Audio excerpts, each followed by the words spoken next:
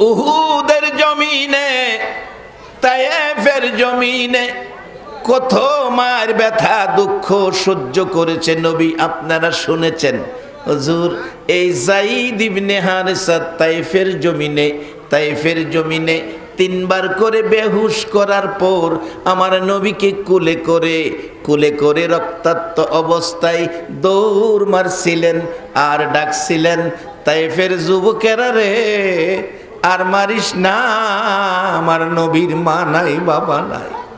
যে যুবকেরা তায়েফের জমিনে আমার নবীরে মারে, আজকে সেই বয়সের কত যুবক লেমুয়ার মাহফিলে বসে আছে। ও মদিনার নবী, বাংলাদেশে দেখো গো, মক্কায় তোমার জন্ম, মক্কাবাসী তোমারে মারে, বাংলাবাসী তোমার মায়ায় গভীর রাত্রে বসে থাকে।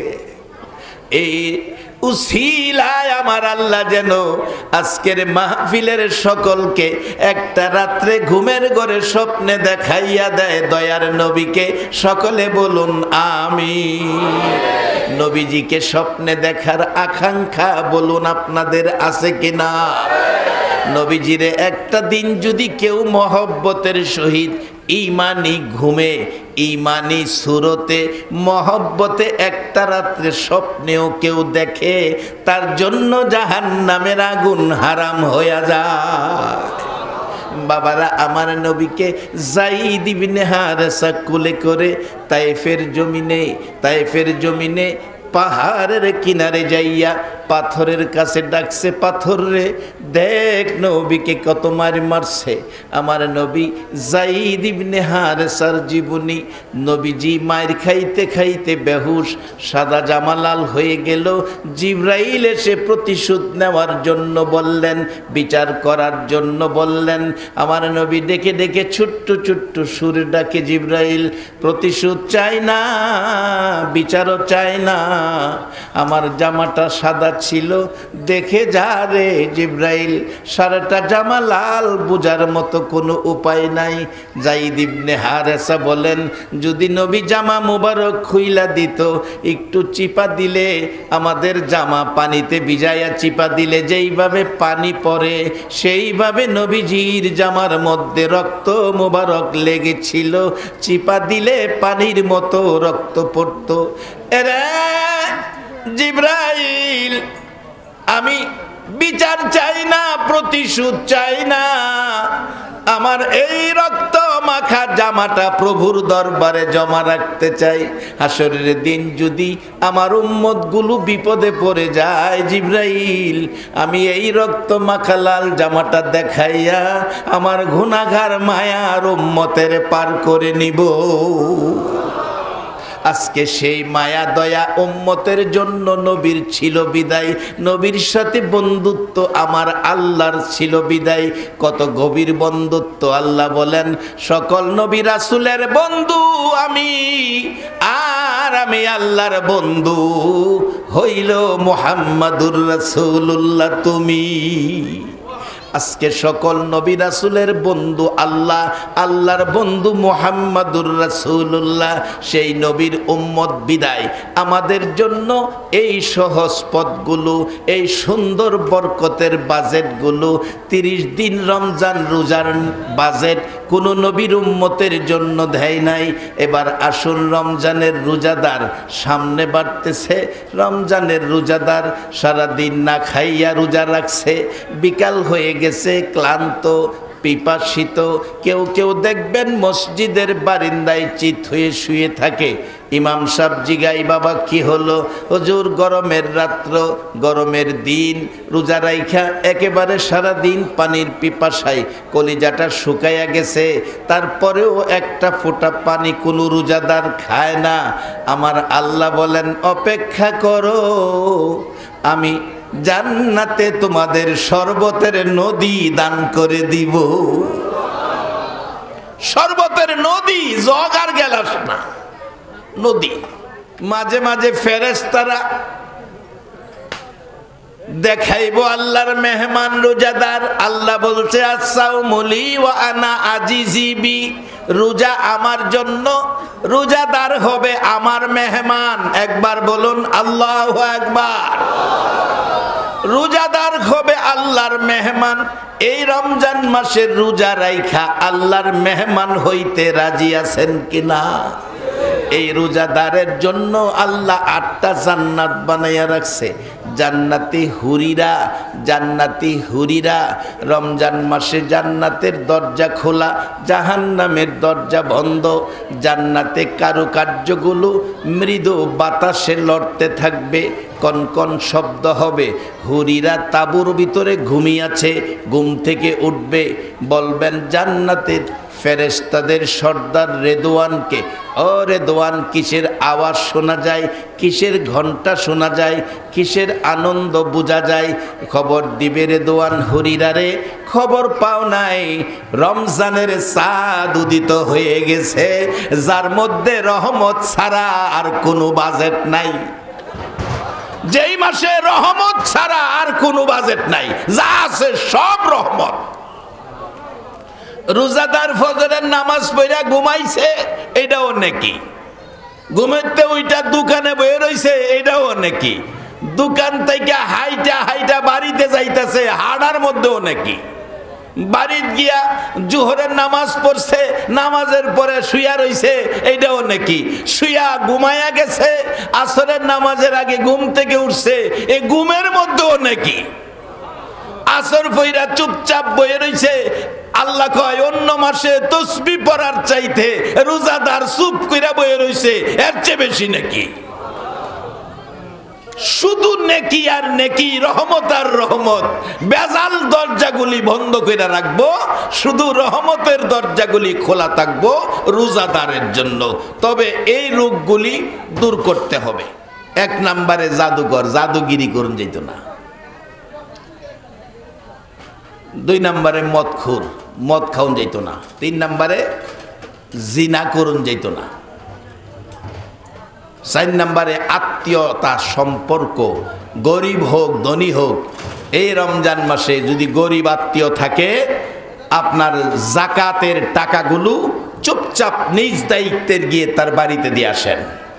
আর আমরা দেশে জাকাতের সিস্টেম, স্লিপ দেয়, লাইন ধরে মানুষের দেখায়, ইমুকে অনেক টাকা জাকাত দেয়, লাইন ধরে নাই। পত্রিকায় দেখেছি কত কত জাকাতের টাকা কাপড় নিতে যায়া মানুষ ফারার তলে পইরা মরছে। যারা জাকাতের টাকা দিতে যায়া ফারার তলে পইরা মানুষ মরছে, তোমার জাকাত জাকাত নয়, তোমার জাকাত তোমার জন্য বিপদ। জাকাত তোমার উপরে ফরজ। এবার বাস্তবে আসেন, নামাজ আপনার উপরে ফরজ। নামাজটা কি আমি পড়লে আপনার ফরজ আদায়ব? আপনারটা আপনার পড়তে হবে। জাকাত আপনার উপরে ফরজ। জাকাতের জন্য বাড়ির সামনে লাইন ধরাইলেন কেন? জাকাত আপনার উপরে ফরজ। যাদেরকে দেওয়া দরকার তাদের বাড়ি বাড়ি গিয়ে আপনি দিয়ে আসবেন, তাইলে জাকাত আদায় হবে। লাইন ধরে জাকাত দিলে জাকাত আদায় হবে না। ফরজ আপনার উপর, আপনি দিয়ে আসতে হবে। বাজান, আমরা কাজ করি বুঝা করতারি না, এই জন্য বিশ্বজুড়ে মুসলমানদের উপর বিপদ। মুসলমানরা অশান্তিতে আছে, কারণ পৃথিবীতে শান্তিতে থাকলে মুসলমানরা থাকবে। কারণ মুসলমানদের গার্জিয়ান, মুসলমানদের মালিক কে বলুন? আসতে কইলেন যে, আরো গর্জিয়াস কণ্ঠে বলুন, মুসলমানদের গার্জিয়ান কে? বাবা যুবক, তোমার মতো ব্যক্তি, তরুণ যুবক একবার মহব্বতে আল্লাহ বলে ডাক দিলে আল্লাহ এই যুবকের এক ডাকের জবাব 70 বার দিয়া থাকে। কত যে আদর করে। আখিরি নবীর উম্মত যুবকদেরকে, তরুণদেরকে আমার আল্লাহ বলতেছিলাম, কৃপণ হবেন না। পয়সা থাকলে কেউ চাইলে পয়সা দিবেন, কারণ পয়সা এমন এক জিনিস সবসময় থাকবে এমন গ্যারান্টি নাই। পয়সা নিয়ে কৃপণতা করবেন না। আল্লাহ খুশির জন্য টাকা দিবেন, পয়সা দিবেন। আজকের মাহফিলটা সাজাইছে, বলুন টাকা পয়সা খরচ হয় নাই? বাজান, আল্লাহর রাস্তায় ভালো কাজে টাকা পয়সা খরচ করবেন। আল্লাহ বলছে নামাজ পড়ো রুকু সেজদার মাধ্যমে, এরপরে অফ আলুল খয়রা, বালা কাজ করো, বালা কাজ করো। আজকের কাজটা কি ভালো না খারাপ? একটা মানুষ যদি আজকের আলোচনা শুনে অন্যায় ছেড়ে ভালো কাজে আইসা যায়, উপস্থিত আয়োজক সকলের জন্য নাজাতের উসিলা হয়ে যাবে। এভাবে বৎসরে 18 বৎসর 18তম মাহফিল চলছে। 18 বৎসরে যদি 18 জন মানুষও যদি ভালো কাজে ফিরে আসে, তাইলে আয়োজকদের জন্য সার্থক। আমি মাদ্রাসা করেছি, একজন হাই স্কুলের শিক্ষিকা বলছে, হুজুর আপনি যে কাজটা করছেন, একটা ছেলে যদি আপনার প্রতিষ্ঠান থেকে আল্লাহওয়ালা হয়ে যায়, একটা ছেলে আপনার বংশের জন্য নাজাতের উসিলা হয়ে যাবে। সম্মানিত উপস্থিতি, আসুন আমরা রমজান মাসের বরকতের জন্য প্রস্তুত হই। শাবান মাসে ধুয়ে মুছে পরিষ্কার করি। 7 নাম্বার কথা হলো, কোনো মুসলমানের সাথে 3 দিনের অতিরিক্ত 3 দিন অতিরিক্ত পার হয়ে গেছে, কথা কয় না, এমন আছে না? কথা কয় না, কথা কয় না। 3 দিনের অতিরিক্ত যদি কথা বন্ধ থাকে, তার দোয়া কবুল হবে না, আল্লাহর রহমতের দরজায় তাকে জায়গা দিবে না। এই 7টা রোগ আজকের এই মাহফিলে আলোচনা করলাম। 7টা রোগ শাবান মাসে ধুইয়া পরিষ্কার করেন, রমজান সামনে আইতেছে। কারণ রমজান গেলে গা আবার 1 বছর পরে বাইচা থাকলে কবরে গেলে আর আসতে পারবেন না। জীবনে মানুষ কত দেশে যায় আবার ফিরে আসে, কবরে গেলে আর ফিরে আসে না। সেই কবর আমাদের প্রত্যেকের সামনে। তাই সেই দিন আসার আগে আমরা সাবানে ধুয়ে মুছে পরিষ্কার হই, এই রোগ থেকে নিজেকে মুক্ত করি। আল্লাহ আমাদেরকে সুস্থ করুক, আমাদেরকে রমজান মাসে রোজা দিয়া জান্নাতি বানাক। সকলে বলুন আমিন। বাজান, জান্নাতি যে আপনারা হবেন এতে কোনো সন্দেহ নাই। যারা হাত তুলছেন রমজান মাসে রোজা রাখবেন, আল্লাহ আপনাদেরকে জান্নাতি বানাবেন। আজকের মাহফিলের সবাইকে জান্নাতে দিলে আল্লাহর কি জান্নাতে জাগার সমস্যা হইব? জাগা অভাব হইব? বাজান, আপনাদেরকে জান্নাতি দিবেন, জান্নাতে দিবেন, জান্নাতে দিবেন। সকলে বলুন মারহাবা।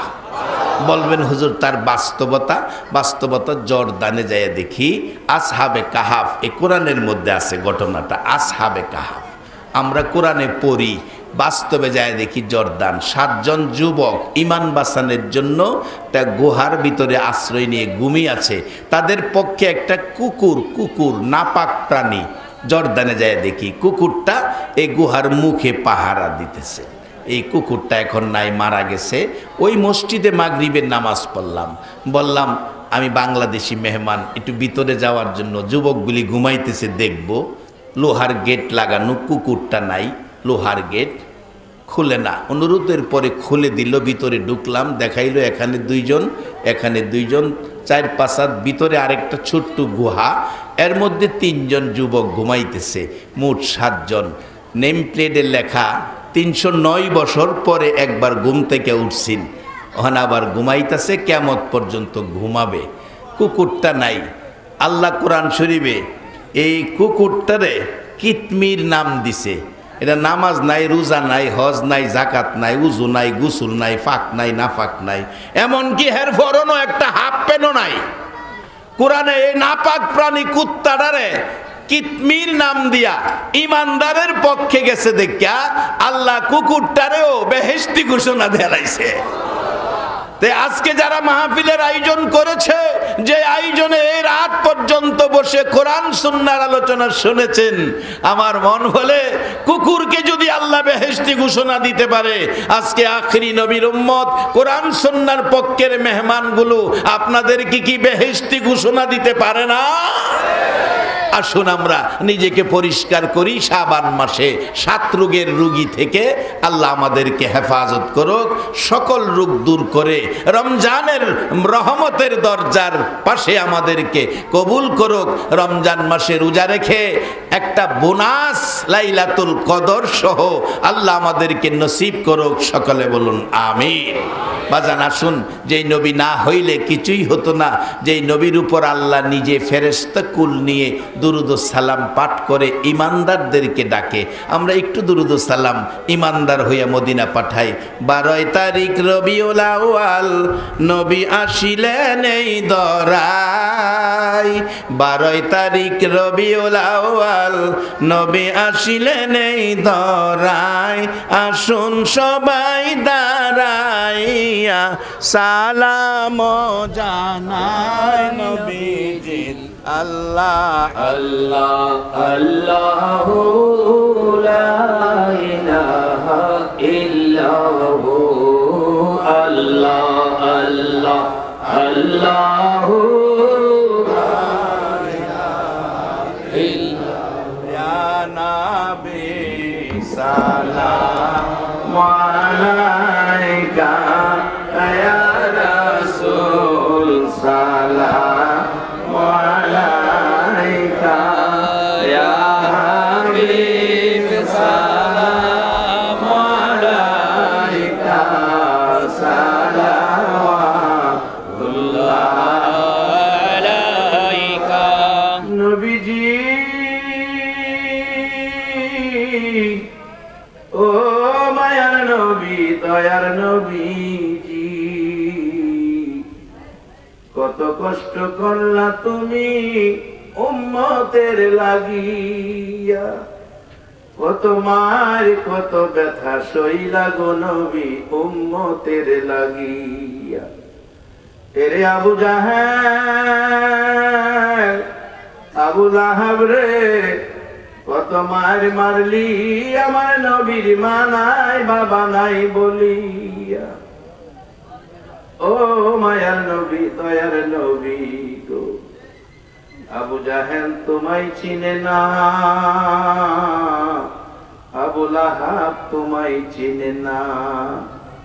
তোমার প্রেমে পাগল যারা আছে লেমুয়ার জমিনে, দয়া করে দিও দেখা ও নবী একবার শেষ স্বপনে।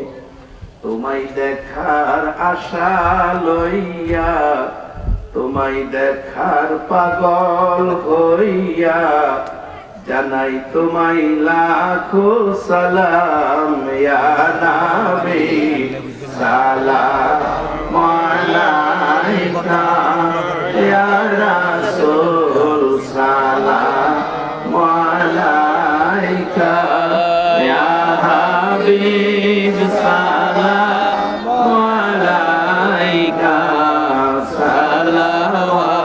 সালাওয়াতুল্লাহ আলাইকা। বেজায় রব্বে দুরুদ সালাম বরগজিদা নবী পর আপনে মুদাম।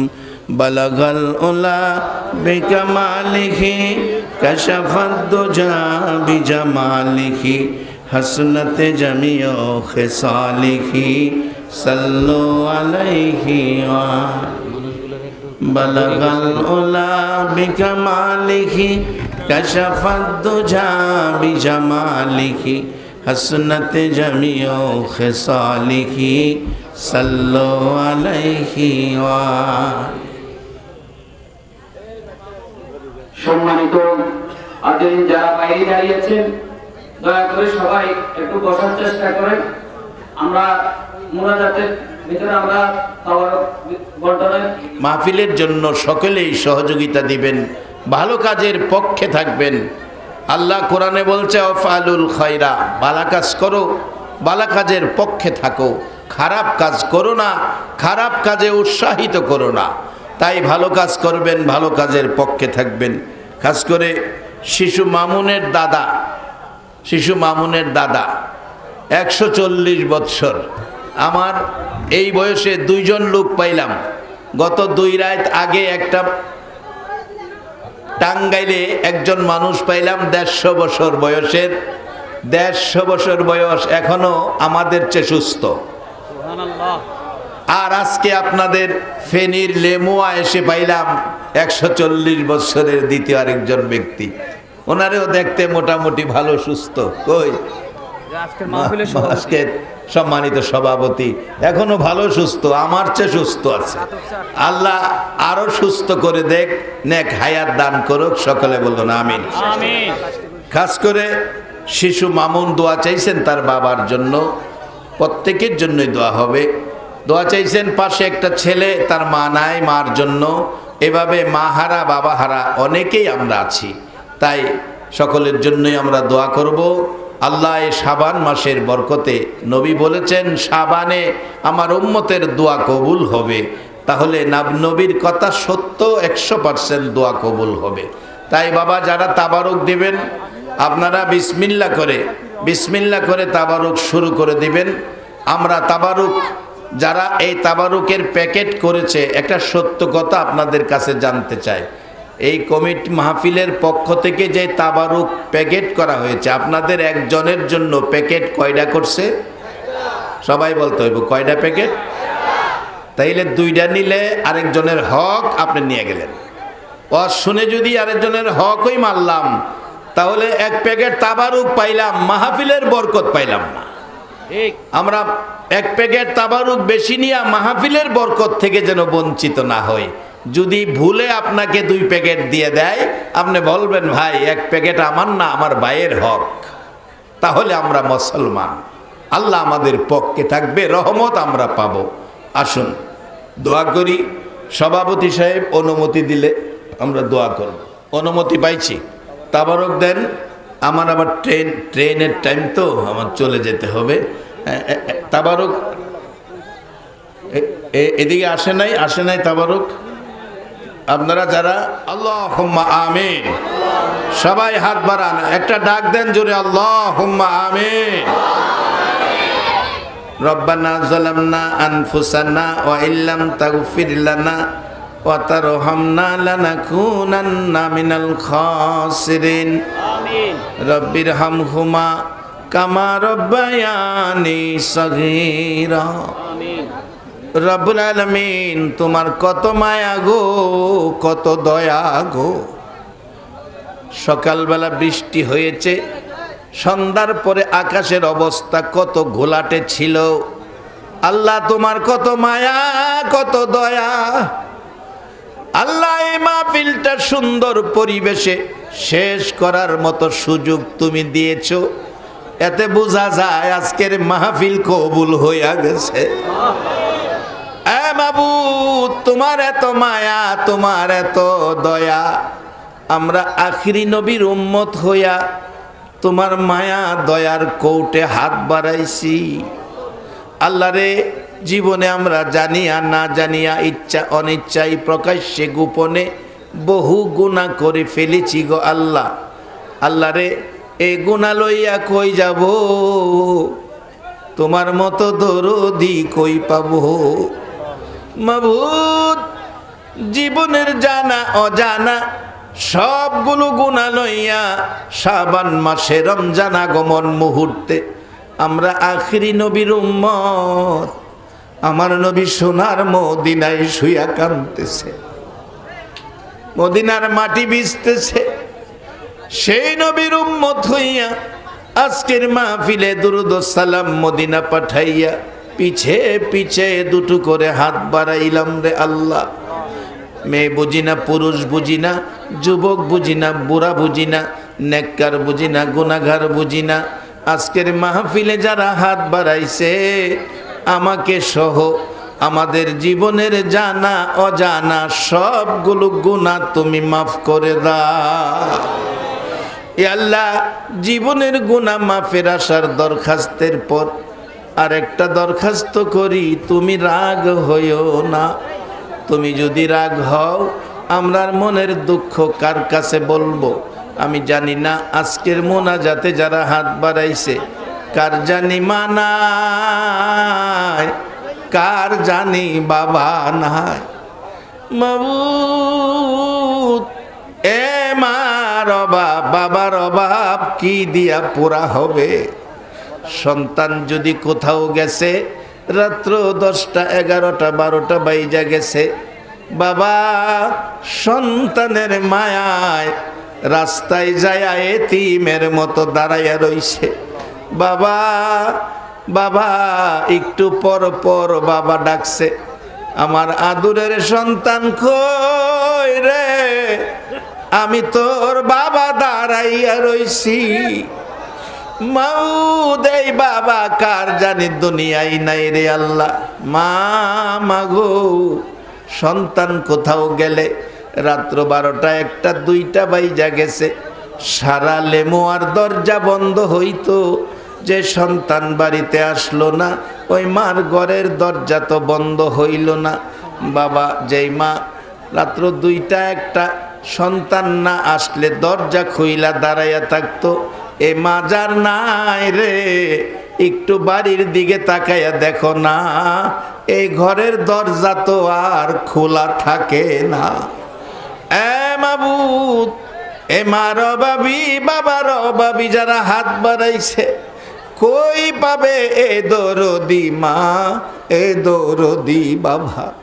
বাবা গো, নিজে না খাইয়া সন্তানের মুখে খাবার দিছ মা গো। পুষ মাঘ মায়া শীতে গো মা, প্রস্রাবের বিজা জায়গায় শুইয়া রাত্র কাটাইছো, সন্তানের সুখ নাই রাখছো। ছেলেটা সে মায়ের গজল গাইছে, কলিজায় ধাক্কা লাগছে, জান্নাতের চেয়ে দামি আমার মা, মা গো জান্নাতের চেয়ে দামি আমার মা। আরেক জায়গায় এক ছেলে গাইতেছে সুন্দর মায়ের লেখা গজল, মায়ের কান্দন সারা জীবন, 2-4 মাস বোনের কান্দন রে, ঘরের পরিবারের কান্দন কয়েকদিন পর থাকে না। দুঃখের দরদি আমার জনম দুঃখী মা, দুঃখের দরদি আমার জনম দুঃখী মা। 10 মাস 10 দিন মায়ে গর্বে দিল ঠায়, মায়ের রক্ত খায় আমরা আইলাম দুনিয়ায়। দুনিয়ায় আসিয়া যখন উঠিলাম কান্দিয়া, শান্ত করিল মায়ে বুকের দুধ দিয়া। আর মায়ের প্রসবের কালে বুক বেসে যায় নয়ন জলে রে, মায়ের প্রসবের কালে বুক বেসে যায় নয়ন জলে রে। ও মা সন্তানের লইয়া বুকে বুলে প্রসব যন্ত্রণা, দুঃখের দরদি আমার জনম দুঃখী মা, দুঃখের দরদি আমার জনম দুঃখী মা।